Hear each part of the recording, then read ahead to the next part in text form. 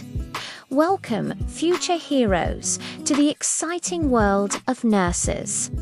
Today, we're going to learn about the amazing things nurses do to help us when we're not feeling our best. Meet Nurse Hope, a real-life superhero. Her superpower, making everyone feel safe and cared for.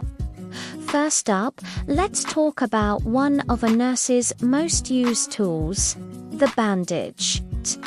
It might look simple, but a bandage is like a tiny shield for our cuts and scrapes. It keeps out pesky germs and helps our bodies heal faster.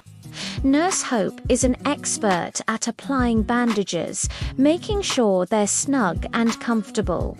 Next, the thermometer. This isn't a magic wand, but it's just as important.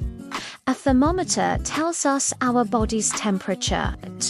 If it's too high, it's a sign that our body is fighting off sickness. Nurse Hope uses a special thermometer that beeps when it's ready, and she always knows how to make taking your temperature a quick and easy process. But the most important part of being a nurse is caring for patients.